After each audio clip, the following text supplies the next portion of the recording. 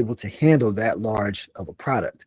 Who you're going to be talking to also deals with your POs or your point of contacts, the systems and protocols that might be in junction with all of that. And this is all what your portfolio is going to attract. So this is why I'm mentioning all of this. When you're looking at the response time and your turnaround time, and then also the review stream, like the revenue stream, these are all important things, because whatever you're pushing out, it's not just going to be, oh, I want them to see what I can do, but they're also judging you and say, can you handle the amount or quantity that I'm looking for? The quantity is something that's also important to a lot of clients as well when they're looking at these type of areas. And then this is something that I saw that I wish I knew early on in the process of freelance. Frustrated clients provide criteria for referencing your portfolio. What does that mean? We're looking at solving issues.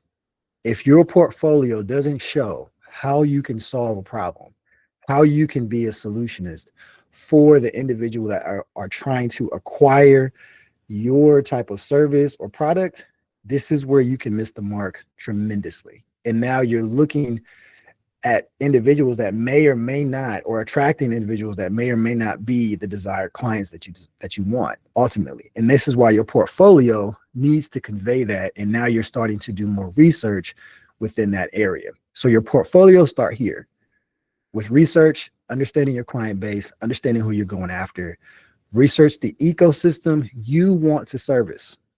Whoever you're trying to service, this is the ecosystem that is going to be pivotal for you to connect with multiple individuals and for you to support them and do it the best way possible.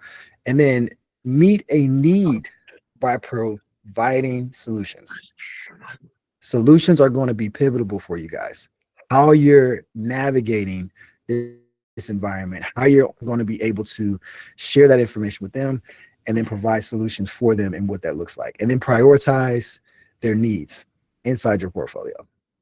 That is something we're going to talk about later. So when you see the process that I'm talking about, to prioritize their needs, you have to tell the story. What are you trying to convey, and how are you going to convey it to them the best way possible? Is there any questions so far? I know I'm saying a lot. I do want to give space. I'm not sure if we're going to ask questions at the end or if you guys want to interject.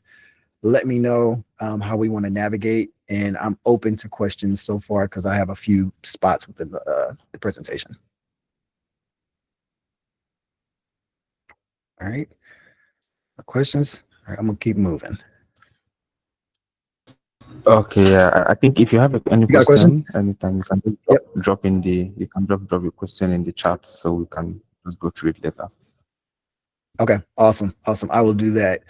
All right, so we're moving right along. So now we're looking at a very unique piece that I put together. It seems very simplistic, but if you follow this, and again, this is just my perspective. If you follow this, what it'll show you is the importance of your portfolio.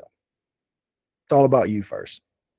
As much as you want to be about the client, about who you're presenting to, etc., you have to present you. They are purchasing you. They are looking for somebody like you in order to do the service that they request. So if you don't push you, this is where most people get a lot of pretty pictures. They tell the story about their skills, about their experience, about their unique style, and about even storytelling. But if you can't prioritize you, that's what you're selling. You're not just selling a service. They need to be gravitated towards you. There has to be something specific, unique about, and leverage all of your personality. Leverage who you are. If you're stoic, leverage stoic. If you're outgoing, leverage being outgoing. If you're comedic, leverage those things, because that shows your personality, and that will attract the right people within your portfolio from freelancing. And this is the unique side, because there's so many areas that you can actually put your portfolio in. And I'm gonna talk about that later. Is, are they seeing you and your portfolio? Are they just seeing a picture? Are they just seeing a layout? Are they just seeing, a construct or a structure? Because that's okay, but then when you start doing that, it just looks cookie cutter. It starts looking the same. It starts looking, mundane. You kind of plateau, and everyone's stuff starts looking the same. Now, there's a way that you can do it that includes your personality, which is unique. And I want to look at skills as well, because most people look at their skills and they ultimately put those in there. That's really for your resume. So when you're trying to convey your skills within your process of your freelance portfolio and those type of things, your resume, or I'll say from a freelance perspective, your capability statement will be where your skills live. Your portfolio is where you tell the story. And that separation will show whoever you're conveying, they have the skills, but they also have the information that I'm looking for. And it tells the story easily. So I'm not confused, like, oh, I know how they code. And, then I go back to this, oh, I see how they tutor. And then all of that's in your capability statement or your resume. Experience, same thing. If you're presenting a portfolio, that is your experience. Now the question is, how many pieces or products or projects do you want in your portfolio? And this is where you start looking at, okay, what's important versus what's not. Who am I attracting? Again, going back to that piece of who's your clientele base. Now, when you build this out, you can have multiple portfolios. For me, I have a graphic design portfolio, I have an illustration portfolio, I have a user experience portfolio, and I have a consulting portfolio. These are all different. I do not try to lump them together because these are different categories for different clients. Then you start looking at your unique style. How do you present? How do you convey? How do you collaborate? How do you produce? How do you develop?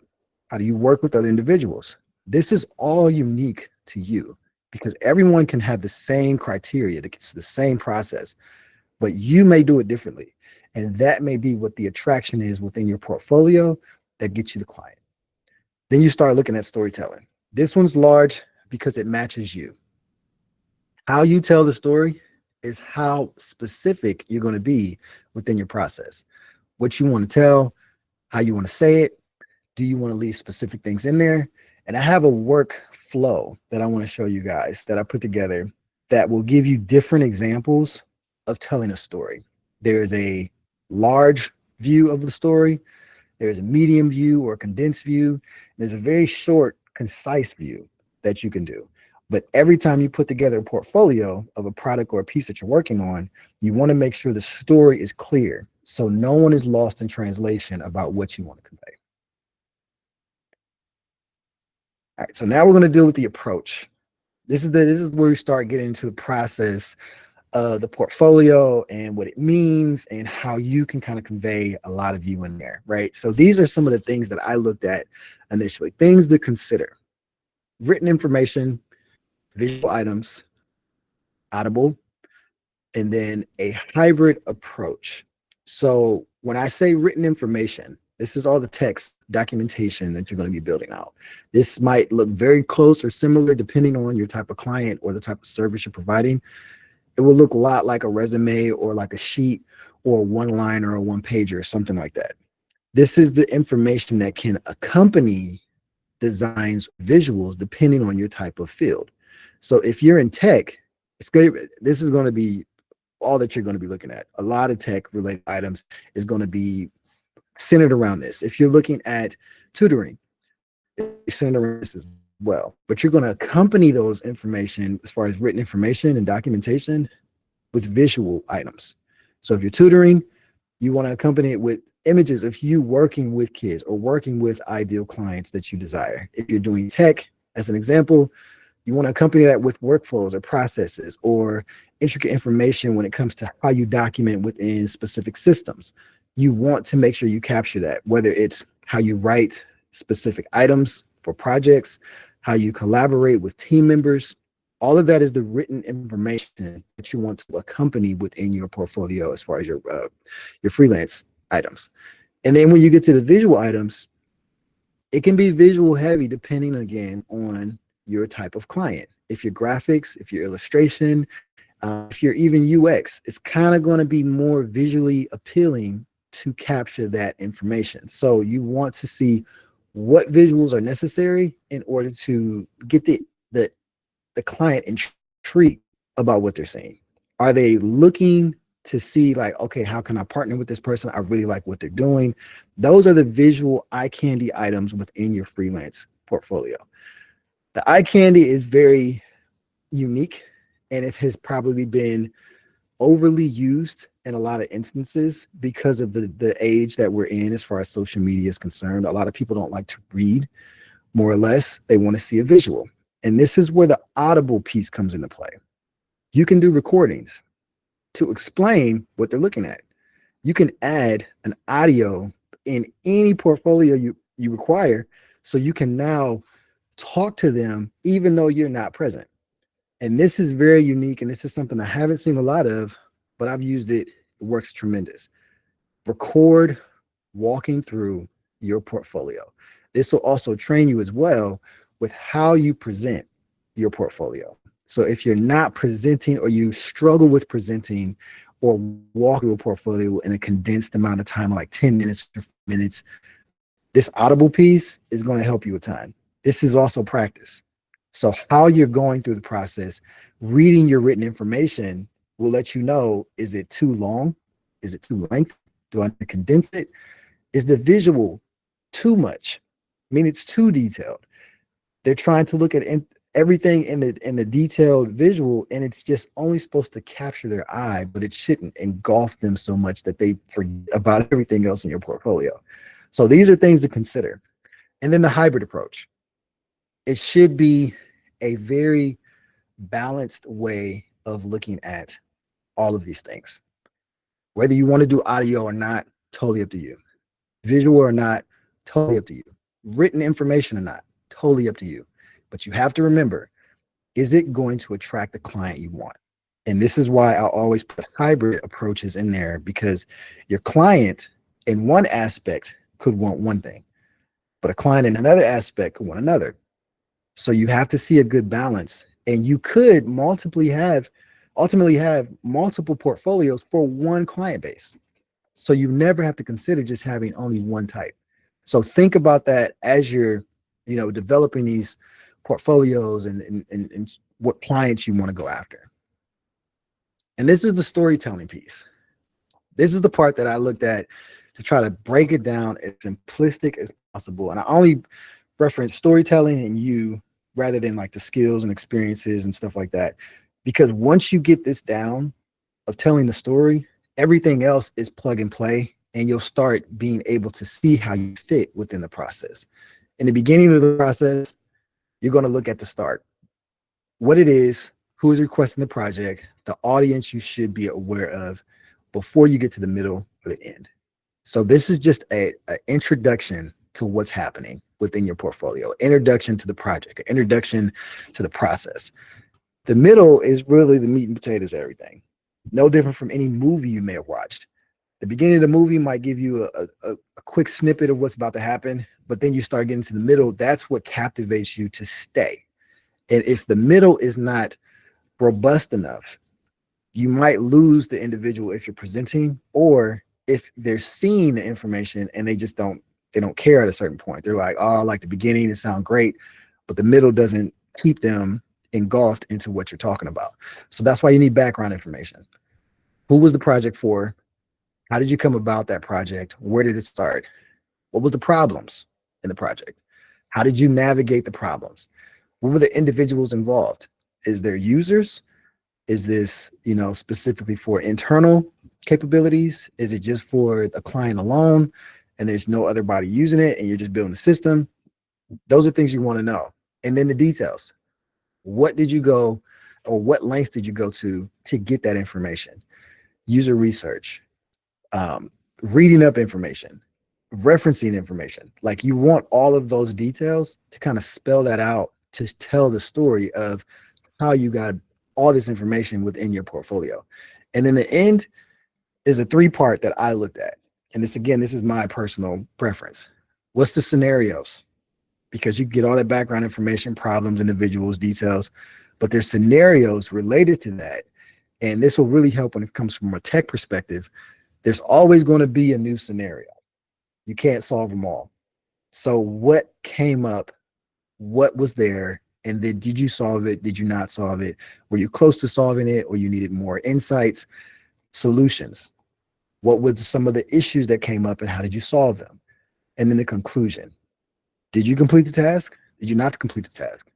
Or was it an unfinished product, but the process in the middle was very, very important? And this is the part I always look at when it comes to portfolios, because everyone feels like you have to have a start, a middle, and an end, and it has to be complete. That is not the case. It could show a beginning and a middle, and it could be no end. But it shows the middle so robust that your thinking and your problem solving is so unique.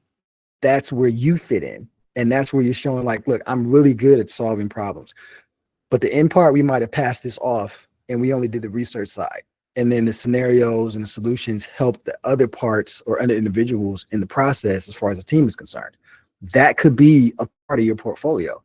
Or you're really good at starting from the beginning, asking the right questions, getting all the intel, knowing what's required. That could be in your portfolio.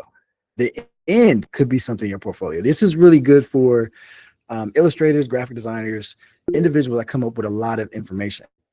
They're going to only want to see really the end result of whatever you create.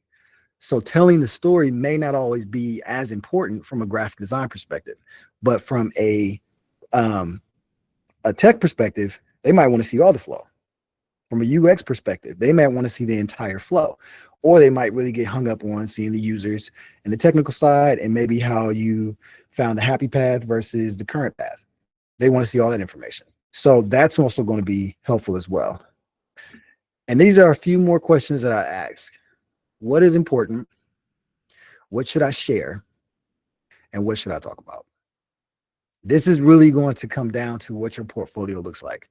Because if you are looking at all the information that I mentioned here, this is going to try to be condensed here. And then ultimately you want to get to simplicity. Simplify and condense. Less is more. It's always more, because when you're producing a lot of information and a lot of products and you're trying to put a portfolio together, talk to clients, you're not going to have a lot of time. Even online, you're not going to have a lot of time to capture their interest. So what can you do to make that happen? This is where simplicity and condensing is always going to help you. And then we also look at the platforms. What platforms are needed? What platforms should be considered? These are from a visual perspective and also from a documentative perspective. I would look at these 5 to start. From a freelance, Indeed, it's probably going to be the best option to start, because you have to know that you're out there. You also can put, I think on your icon, you can put, open for work and all those type of things. This is also going to help drive people to your portfolio and drive people to where you are to share your freelance portfolio. Facebook, I think, is a staple when it comes to social media. It doesn't hurt to help to have a specific page for that, even if you use your personal page and maybe link to your other pages. Instagram, I think, is profound when it comes to visual. This is one of the probably starts of the visual age of just quick hits, information of the nature, stuff like that. I didn't put TikTok or any of the other ones on there only because from a marketing perspective and from a portfolio perspective, it can be helpful, but it may not attract people to you the way you think, depending on your target audience. So if you're looking for businesses and stuff like that, they could be looking at TikTok, but more than likely they're looking at these. I don't want to rule it out, but it depends on how you want to use the platforms. YouTube, I think it can be really helpful depending on your target audience, your target base.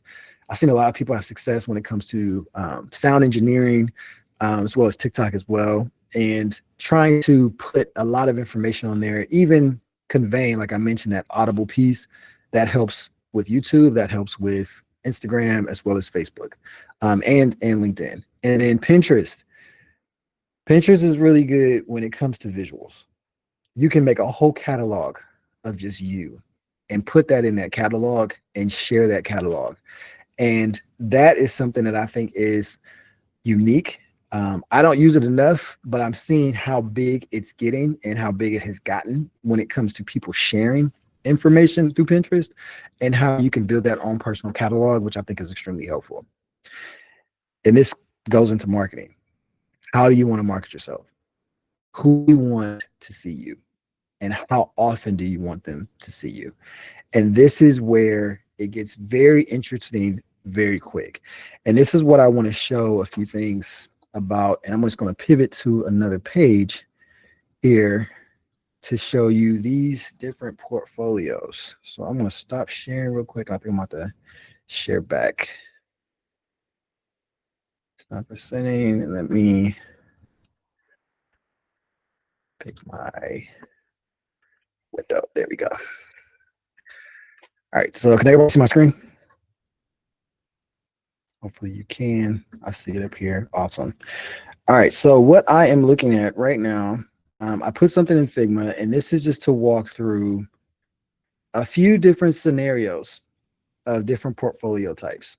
So the first one that I have is a large portfolio. This is the one most people go after. They go after every different scenario because they have a lot of information they want to share. The question is, can you share it all in the proper time frame if you're presenting, or does everyone want to see your entire process? In some instances, you don't want to give everybody everything because you want to get their appetite, and then you want them to actually come to you for more information. So it depends on how you want to go in that scenario. For this one here, this is the large portfolio. So you have your current state, which will always be your introduction. Might be a logo, if applicable, from the client that you're working with, a title of some sort, just kind of bounce in and people can kind of reference it fairly quickly. Then you get into this section here, which is your research and analysis. This is you going into about the project, consider information about the client. This should be short and concise. You don't want to give a whole backstory about the client. You just want to let the user know, again, telling a story, who you're working with, what they're about. Then you get a little bit more background here as far as the project is concerned.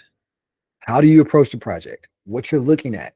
What is the focal point? Is there pain points here that they initially talked about before you have presented the client information and stuff like that? Like, you want to get all that information here to guide the individual that you're presenting to throughout the process. And then you get to the problem solving and the pain points. This is really going to attract the client. This is really going to attract an individual. Why? Because this is what you're going to solve for them. This is what they're going to look at as far as important. Because if it aligns with what they request, this is where you win. And this is where it's going to help you gain the leverage you need in order to push them through the rest of your portfolio. So what did you do? What did you uncover? Your findings, interests, facts, quotes are very helpful because it also shows that your connectivity with your users, and then also that you're documenting that information as well, because it can be very helpful. You can use it in other areas as well. And then you're also looking at pain points, the ones that are significant to your portfolio. And then you're looking at the users. If you're doing any type of user research or talking to people and there's going to be other individuals involved, you want to see what their issues are, their high points, their processes, desired process, what they really want and what they really want to implement. You get to the details as well. This might be analysis, this might be data related. And then we get into the brainstorming and idea function process in your portfolio, the scenarios that come up, the solutions that come up, and then also the conclusion. And this is where you kind of finish out. And this is why I want to show another option. There's two condensed options that I came up with. And you can see these are very short. These are, each one of these blocks are a page. So this is 4 pages versus there's many pages, right? Looking at 9 pages here versus 4 pages. These are ideal. These are ideal when you're presenting. These are also ideal when you're sharing, if you want to send an email or send them some type of document just to give them an insight about what your project is. These are very, very helpful because most of your information is going to be in these last 2 areas that are condensed. Your background, your pain points, your detailed scenarios, and your solution and conclusion. And if you can club these together, this will save you not just real estate, it'll also save you time, energy, and effort. And then you'll still be able to tell the story properly so no one is lost in translation. And then we have the 3-pager, which is more condensed as well. Background details, solutions. So you can see here that I cut out that introduction. It's just a logo, title, something very simplistic. You can club it in here. background, you can give the story, you can give a title of what clients you're working with when it comes to your portfolio, but to the details and scenarios and solutions within that.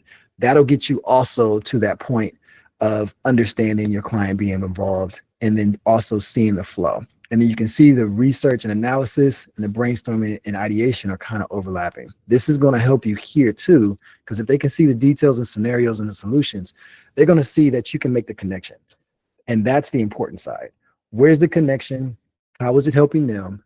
And have you told the story? And the last one, I put this one together.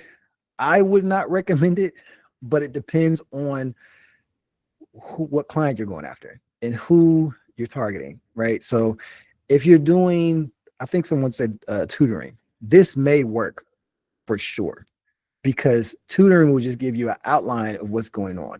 It'll look very, very similar to a capability statement or a resume, but you're going to miss a lot of information that you can capture from a 4-page or a 3-page portfolio. And that's one of the issues with this, where you can see all the information I'm kind of highlighting here: logo, client title information, user list, 2 to 3 pain points. You're not going, granular detail with that. Your results of the team effort, you can give a percentage base, and then the final visuals. These might be 1, maybe 2, and that's what you're looking at. But when you go back to what I was mentioning about audio and visuals, if you can do recordings and you can, use animation within the process, even flip books, those type of things, that also helps with the portfolio process, because now you're looking at creative ways to get the user from point A to point Z quick, and you're not having to go through a lot of, nuances. It does it for you. You've done it once, and now you can make similar edits, and you can even go back and change your audio. So that's why I always like to think about that. So with this, I'm going to share one more area, and let me stop sharing here and go here.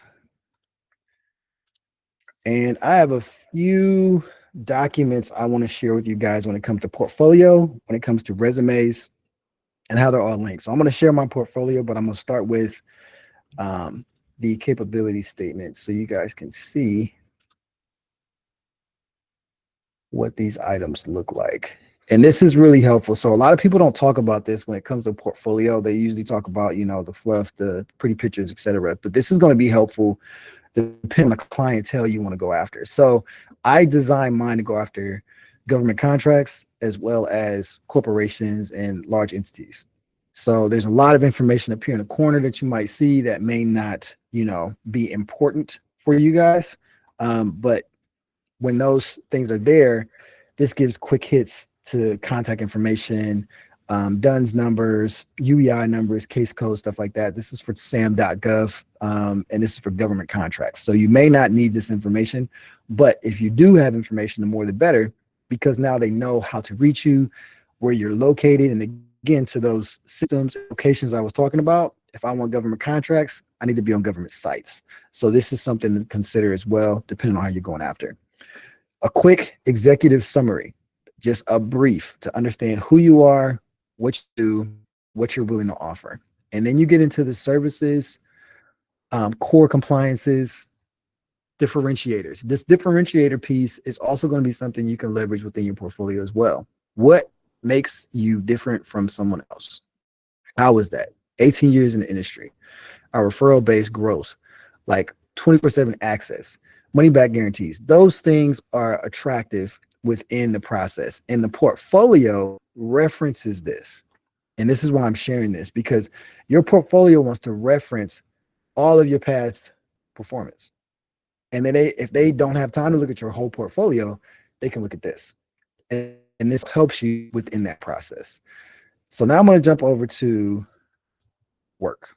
So this is something, again, I started with my capability statement. These are my portfolios that I put together, and I decided to do 1-pagers, maybe 2.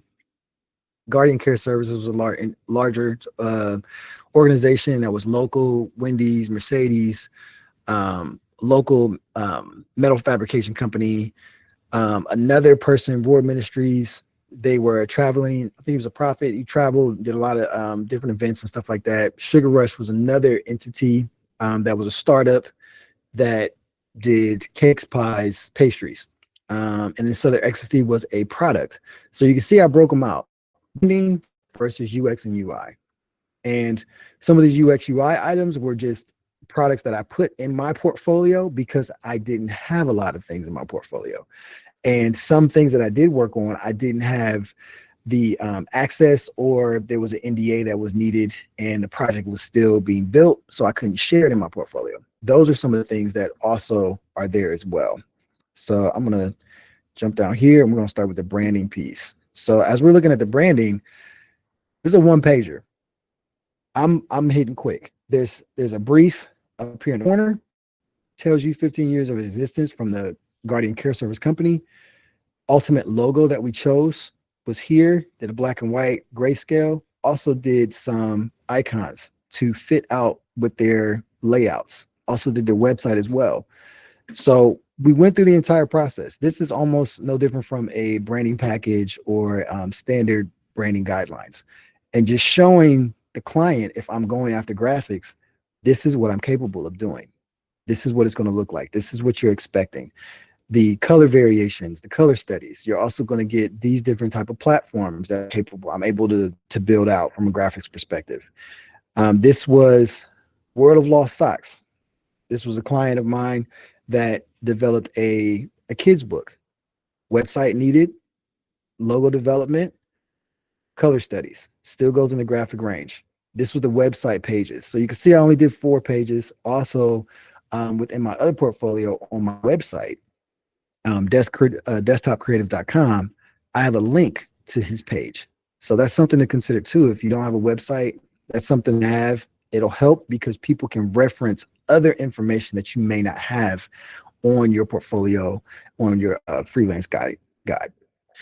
And then Wendy's, this was another product. So some of the larger ones doesn't background stories like that because they're a worldwide name. So consider that too, depending on who you want to go after from a freelance perspective, what you want to show, what you want to convey.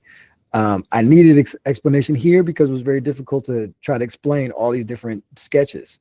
And that's something to consider as well. Depending on what you want to show, you can go from a sketch layout or you can go from a digital design layout and tell that story as well. From graphics, one pagers are always fine. What was the finished product? What did you do for that client? This was for Bob Ross Auto Group. They just needed different ads, different sizing, showing the different layouts, presentation when it comes to that. Dragonfly, they were simple. They needed a logo, business card, front and back. I liked it because the simplicity in the design.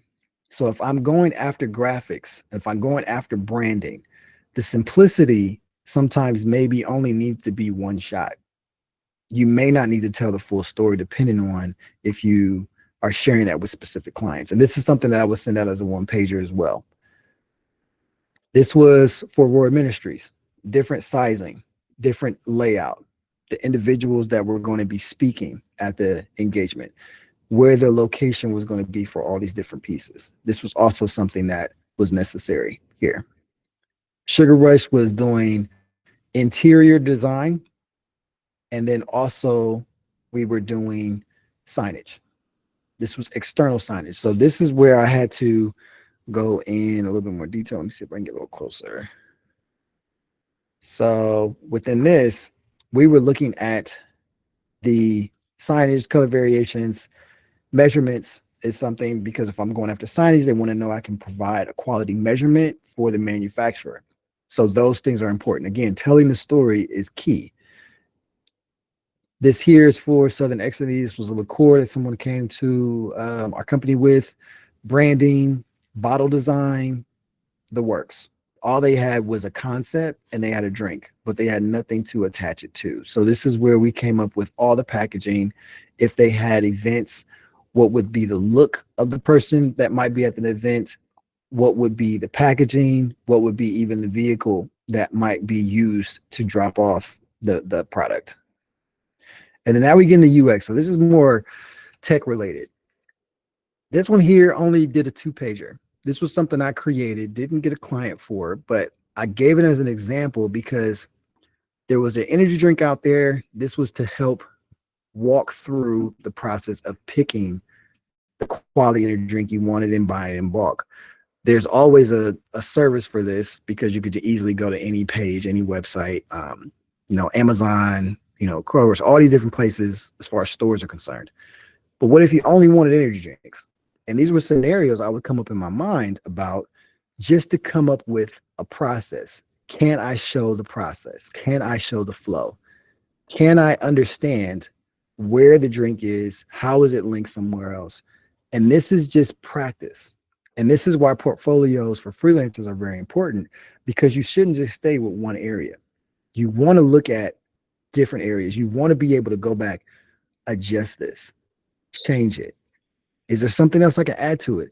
And these are like pet projects or inspiring projects you're doing on the side that you're adding to your portfolio to help build consistency and show, that you're evolving within the process and you're not just acting it.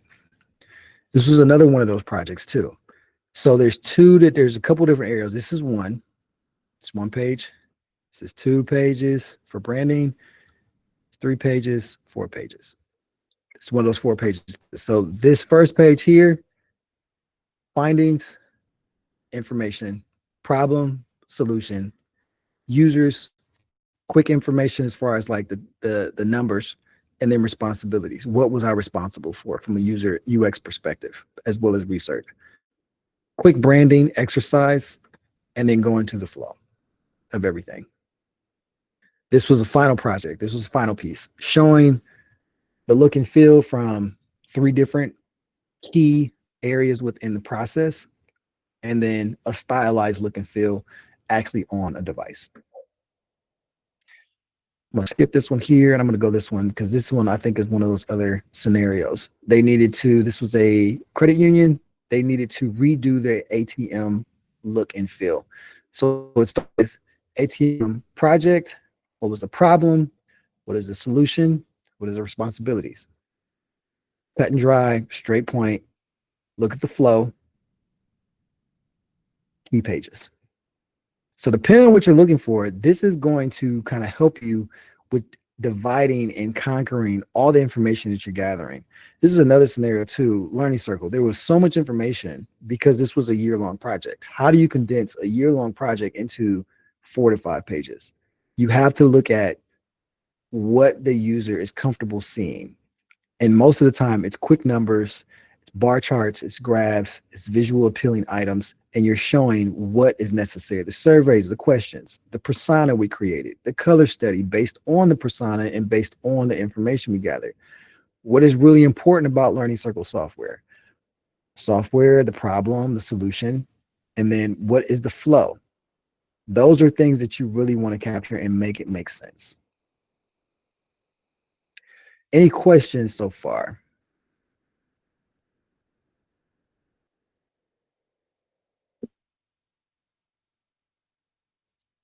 So, Chris, I have a question. So, Yes.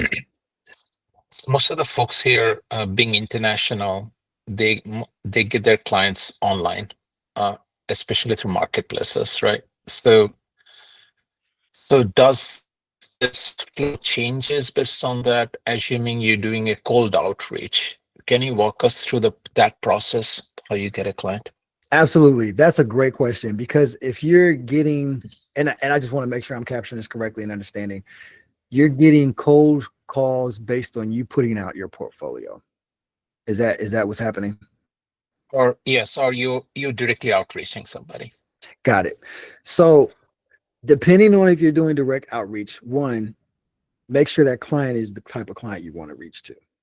I think that's the first part. That's where a lot of research is important, and kind of doing a little back history and digging and seeing like, is that the right client for me? Because something that might be in their presentation or in their information could reference something you may want to add to your portfolio. So if it is a cold call, no different from calling someone to sell, I'll say vacuums. If they don't have a dirty house, and they always have somebody that's coming to clean it, it's really tough for you to sell a vacuum because they're probably not going to use it. So you want to look for the person that may have issues with dirt or they like to clean, and that backstory will help you get that client. So research is always important, and tweak your portfolio that way. The information that might be shared in that, you might want to add it like, okay, I know they need to adjust within their process for getting clients, and that's the client you're going for, and they're looking to expand. Well, how can I say something about expansion and show that within my portfolio? It's all about seeing the connectivity and seeing what you can deliver and adding it to the portfolio. Does that answer your question? Yes, it does. Thank you. Awesome. Any other questions?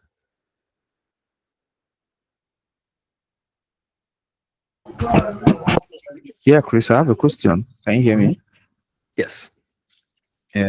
Yeah, so I wanted to know where numbers come in all of this. I know you mentioned we have to make it visual appealing, we have to put less text. So, but I think in other places when you read about portfolios online, everybody's telling you to do, show them numbers. Nobody cares about those fancy stuff. Everyone wants to see numbers. So I want to know, how do you balance out, numbers and then all the stuff you've told us today? So. Absolutely. Don't throw numbers in for numbers' sake. And I know that a lot of people say that, and they even say that with resumes. And they're like, oh, put the numbers in. How did you? Well, if it's hard to scale, don't show it, because it's better for you to explain it. And that's the nuance of seeing the balance. Because good example for this one, I'm gonna see if I can zoom in here. All right, it might be a little fuzzy. So how often do your users use Learning Circle? Daily, weekly, monthly, quarterly, yearly, annually? That's going to be information that's necessary. Those are good numbers. Interviews, 15. User testing, 10. Surveys, 36. Tree testing. Those are going to be helpful depending on the client I'm going after. So the numbers you want to show are going to be related to what the client wants to see. So again, you're still basing your portfolio off of the client's view. What do they want to see? Not what do I want to put in there? What do they want to know? Because if you're going for research, I need research numbers. I need to know how the research planned it out. I don't need to know always the end result. The end result numbers don't matter. How many users did you capture? Well, that's not important because I'm only doing research. Now, if you're doing tech-related development, what numbers are important? Use cases, how many users were using the platform, what was the adoption? Those numbers are going to be important. So you weed out the numbers that don't make sense versus the ones that do. And and you almost have to put yourself in the perspective of a project owner or an owner, a business owner. If I have to look at this and I have 5 minutes, 10 minutes, what do I need to know? And if it's not going to be helpful for me to make a decision, don't use that information, because it's not going to be helpful in the long run. And it's just going to be noise in the process. Does that make sense? Yeah, that makes a lot of sense. So that makes a lot of sense. Awesome. I have another question. I just Yeah, hope for sure. nobody's asking question. Yep. Okay, yeah. I see another Please, hand. wants to I ask see a another question. hand from somebody else, but yeah, go ahead. Yep. Yeah. So, how many of these portfolios do you have, and how many do you think is going to be too much? Something like that. If there's anything like too much. Absolutely. So depends on what you want to go after. And because I've been doing it so long, I've had portfolios, and then some of them I don't even use anymore because I don't do a lot of illustration. I don't do a lot of graphic design anymore. My focus more now is user experience, product development, and then also, I guess you could say, consulting. So those two portfolios are the main ones, and those look very similar. My consulting one has more numbers related out how I'm going through the process, where UX will focus more on the process, the flow, end results, structure like that. So you also want to look at your capacity. And this is critical too, because you could do you could be a a jack of all trades and be able to do several different things well. But you have to ask yourself, what do I want to be good at versus what I want to be great at? And that will also help you weed out how many portfolios you might want. Because if you do one portfolio and it's amazing, push that. And are you enjoying that? I was not enjoying graphic design. I was not enjoying illustration because the nuance and the nitpickiness for me didn't match up with the price point. And given all of these different, visuals and edits and changes, and the client didn't really know what they want. So I pivoted to UX, where I enjoyed the price point. I enjoyed what I did because I love to problem solve as well as create. And then I also got to speak to clients. So I was gearing it towards my gifts. And that's something too. And that could be a bigger conversation, Neil, for a bigger day, of gearing your portfolio and who you are in business towards your gifts rather than your skills. And that's something that's going to help you deviate and pivot the best way possible, because your skills are learned. Your gifts is what keeps you there. And that will help with your portfolio process. Does that make sense? So, in essence, what you're trying to say is base our portfolio not on the client themselves, but on our experience that is going to help the client. Right? Absolutely. Absolutely. Yes. Yeah. Because if you're not helping the client, what's your portfolio? It's just a pretty picture at that point. And it's something you put together because you just really wanted to put a portfolio together. But if it's not speaking to the client about who you are and what you're able to deliver, and showing what you're setting yourself apart from other individuals, it won't make sense. And you want to make sure it makes sense for them. Okay. Because see, my business, which I currently have now, I do have one client that I'm still waiting on a response from. They are a foundation for different things. Well, they also run a church and a restaurant. So there's 3 different types of businesses that are under their preview, so to speak, that I'm having to design websites for. I know for a fact that I've just finished their proposal and presenting it to them a week ago. But it didn't include any visuals for the 2 other pieces because they didn't know what they wanted for the 2 other pieces. That as an example. Okay. What I have found, and I'm sharing this with everybody, when you're talking with a client and they coming to you for something, especially if it's not in the freelance world, in my case, it's direct business from somebody either referred to me or somebody I know personally. Okay. To get through the muck of understanding what they want, and you sit in a meeting for an hour plus talking to them about what they want, and they still at that point cannot make up their mind. I have come with a document that I have created where they basically have to sit down and what I call them do homework. Okay. Before I start writing anything, because I don't do any graphic designs. This is the reason why I have 2 people on contract that does graphic designs. Okay. So I need to know what you want. So that way, when I tell my people, because I do have to end up paying these folks, what it is you want if you don't have any form of graphics. Now, when it comes to clients that's like that, then also want to come out the blue all of a sudden and tell me to my face, they understand my experience, but they also want to be hands-on with my coding. Okay. Meaning they want to be able to know how to go in my coding and change things. And from experience, when I've let people do that in the past, go in my coding and change and adjust their own websites, they have screwed something up to it crash the entire site. Okay. How do you go about doing a presentation for someone that is hands-on and don't know what they want out the boat? You spend hours and days trying to figure that out for them. Okay. I have a quick story for this. It came about in my sophomore year in Columbus College of Art and Design. And the professor had gave us a story about pretty much a man or company made a lawnmower. There was no labels on the lawnmower as far as warning labels, how to use it, etc. A user picked up the lawnmower, decided to hold it and cut the hedges. sideways. You can probably figure out what happened to the man's fingers in those situations, right? The reason behind this was if you don't tell the user how to use it, they will use it inappropriately. The same thing works with you. If you don't tell them how to use your services, they will use it inappropriately. Now, here's the two part. One, you can hold their hand and you can help them within the process.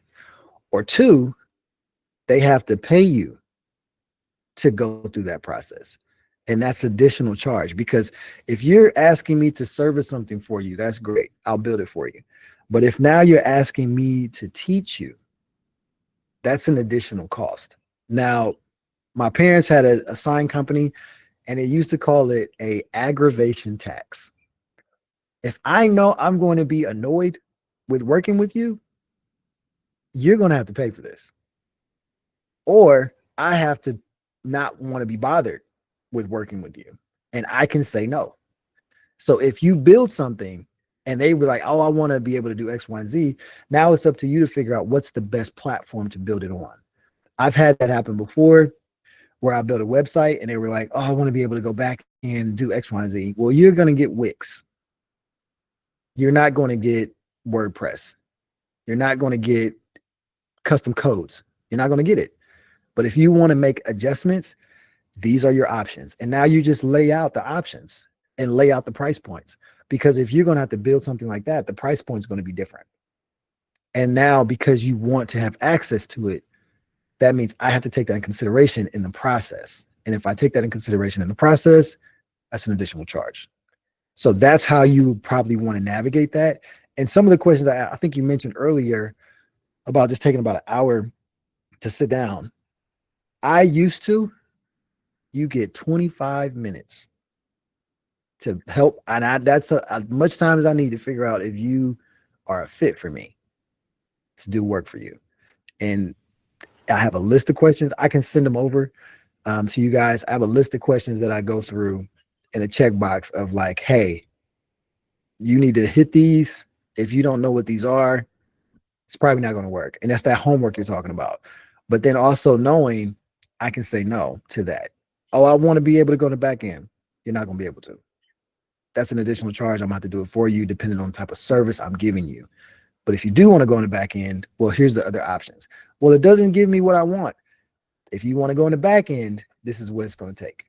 And then you just have to be firm with the process. Does that make sense, Trishelle? Oh no, that makes complete sense, because that's exactly, believe it or not, that's exactly what I told them yesterday. Because I used to tutor his wife. As a little bit of a backstory to the whole thing. Me and his wife took the exact same course, and Precious knows exactly what school I'm talking about. Mm-hmm. I tutored his wife the entire time that I was taking that course. Okay. She does not understand. She's part of the client base. She does not understand anything. She can tell me anything as far as, like, say, JavaScript, when you're telling her to do 1 + 1 is XYZ. Basically, because she could do that like a breeze. Because I noticed that in the tutoring session, that when I'm writing the JavaScript code and she's telling me what the answer is to what I'm telling it to execute. And I'm like, you know math, but you can't understand this. Yeah. Right? And I think what you're dealing with a lot of times, anytime in the freelance space, you're going to be dealing with individuals that know there's a 4-part. I was just talking to somebody about this yesterday. It's a 4-part process of where most people are. You have understanding, right? Which could be book knowledge, information, etc., or you just learned something. Then you have book knowledge where you've learned it and you've read it and now you've taken it in, right? It's become a part of your psyche.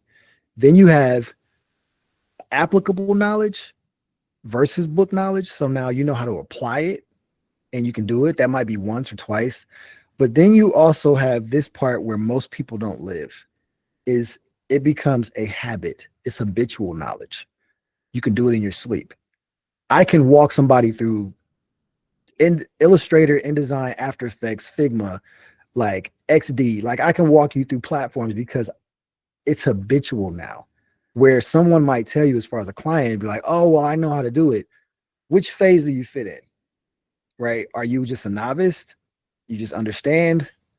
Do you habitually know it? And that's where you now know how to look at the clients differently. And that's also going to help you as well, because I know we're kind of off topic, but we're still on the same topic, because that's where it helps us from a freelance portfolio perspective. That information in your portfolio should expound on that, should show the individual, this is what I create, X, Y, and Z. Now, if they look at the portfolio and they're looking at pretty pictures, reference my capability statement, reference my resume, because that'll also tell you, this is what I'm servicing, this is what I'm doing. I'm not also doing teaching sessions. Hands-on. Exactly. And then see, that's what I had to explain to them. I teaching sessions are a different price. Yeah. I do not do teaching sessions. I've had someone come to me in my experience as a customer service manager to teach their staff how to do things the correct way. And I'm like, if you're not going to pay for my experience of teaching, I'm in the space of, I'm a designer as far as websites and applications are concerned. I'm no longer in that field right now because it's not my focus. But to sit down and actually tutor somebody and teach them how to mess up my coding, no. Because then when you mess it up, you're looking at me to fix it, right? Yeah. That's your time. And I would also that's lock down some of that information too, like depending on what you're allowing the individual to do, lock down some of that information. Be like, they have to tell you. Yeah, for some. I locked down the entire code because they was expecting me in that meeting to give them, because I already built the entire page completely out. Everything with the exception of what's not built is the database system for the page. Gotcha. Okay. Makes sense. And I told them, it was like, can you give me the code and we can go from there? And I said, no, because you have not paid me. And I don't have time in all of this stuff that I have going on as a business owner, trying to sit here and teach someone how to do something. Absolutely. No. So yeah, at this point now, this has caused me to make a decision to go ahead and not work with them because of the last conversation. So yeah. Makes sense. Right. I appreciate your question. Thank you very much. Thank you so much. Yeah. Thank you so much, Chris. Thank you, Trinsel. I mean, Trinsel might have to book maybe a 10 or 15-minute session with Chris so you guys can iron out some of these things. All right. So I think I saw God's Power. God's Power, you wanted to ask a question earlier? I saw your hands before. I don't know if he's still there. Yeah, can you hear me? Yeah, God's Power. Yeah, we can hear you. Yeah, go on. So I just wanted to ask a simple question. So for me, I don't have a portfolio initially. So I just asking, so as a newbie, so how do you get to, since you don't have, maybe you have done your research, so you don't have any clients which you have worked for. So how do you build a portfolio? So yes, so that's just it. No, that's a great question. Yeah. So when you start, I'm going to share this again because I think this will help. And when we're looking at so I'm going to do two things. One, this is a resume. This is my resume. Right. This is my resume that, where I worked before, my skills, bachelor's degree, etc., contact information, summary, all a list of areas right here. You can use your resume to start your portfolio and start putting together information based on your resume. So if you worked somewhere before and it's maybe in that field, or you're transitioning to a different career base, start leveraging information in that career base. And this is where you can start building this. That capability statement, I'll show you a good example. Past performance. I've done freelance work and worked for JP Morgan. Just put JP Morgan. If they now ask you, what have you done? This is where you now can talk about services, core competencies, differentiators. You build this out. This will help. If you don't have a freelance portfolio, start with a capability statement. What is some expertise that you have? What is areas? The NAICS codes and PSC codes, these are all government-related items. But when you look at these government-related items, they're specific in the area that I want to capture. Design specialties, sign management, marketing consulting, business management consulting, UX, user research, and humanities. And then the PSC codes are related to NICS codes. That's all government stuff.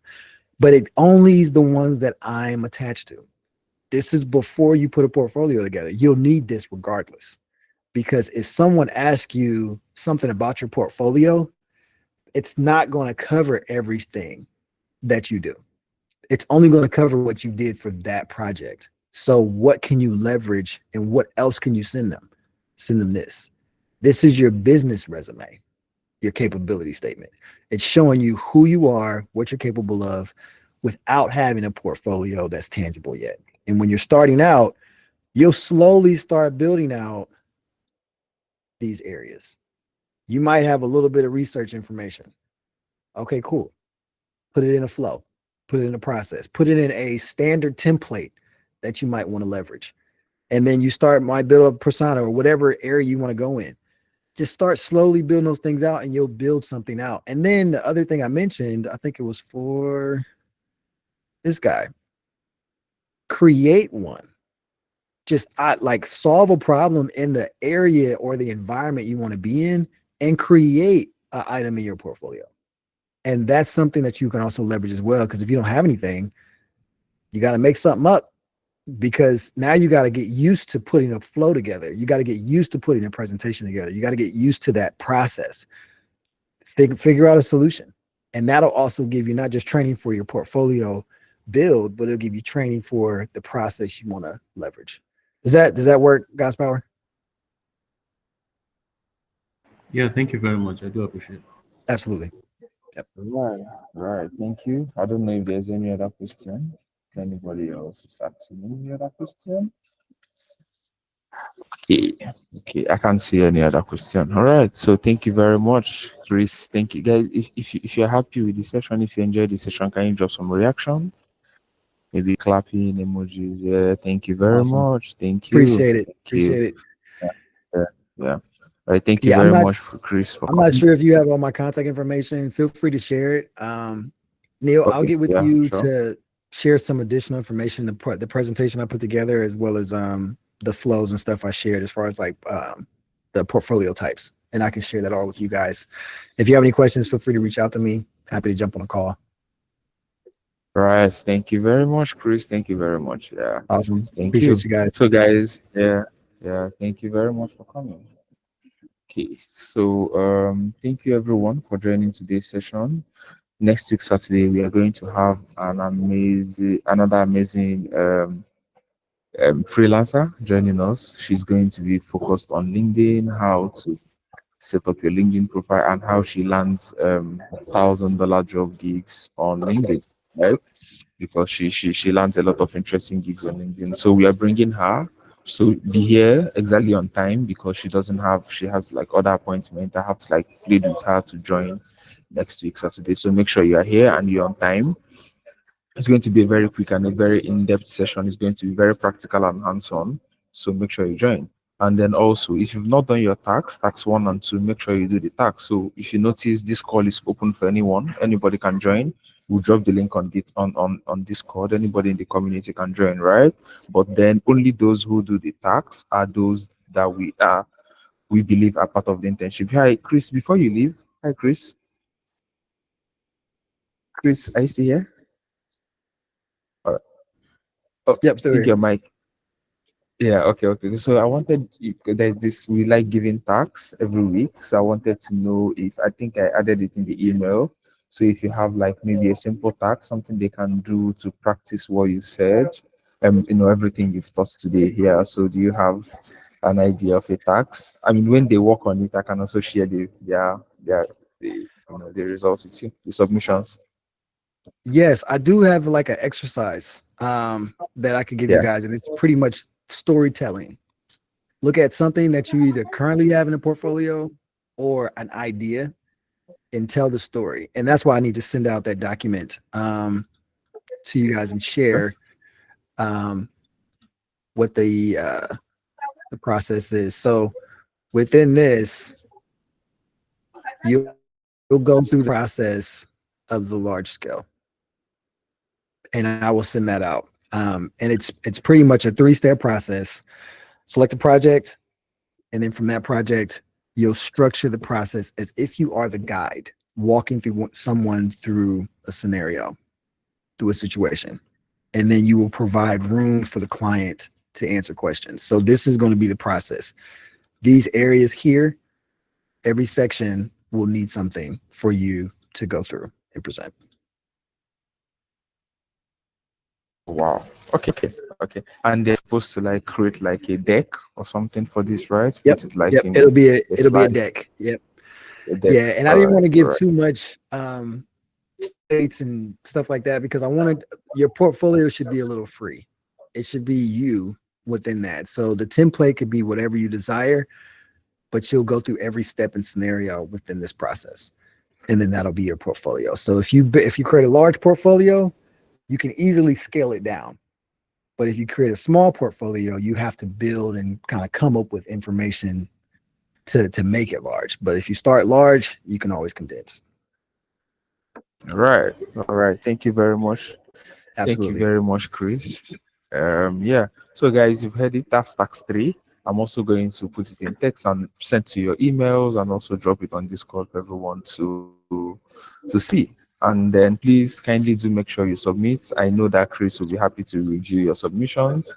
I'm going to send it to him. And then also for tax 1, I think I have about 30 people also that have done tax 1.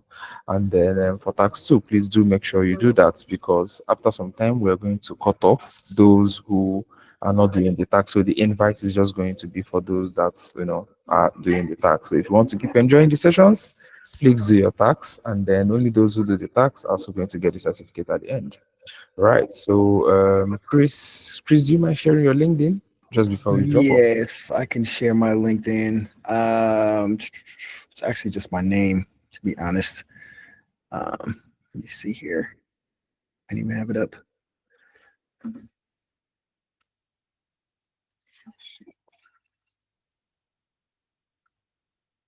Grab this for you guys.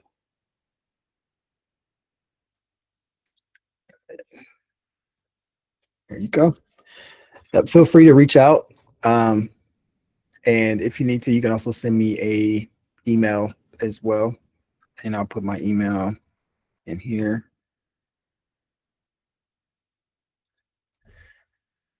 And I will respond as soon as possible, usually about 24 to 48 hours or so. I'll be able to connect with you guys. Right. Thank you very much, Chris, and thank you everyone for joining. Thank you, Nilanjan, for in the comments. Right. Thank you, everyone. Thanks so Enjoy the much. rest of your Have a week. good day. You too. Yeah, you too. Yeah, bye. See you next week.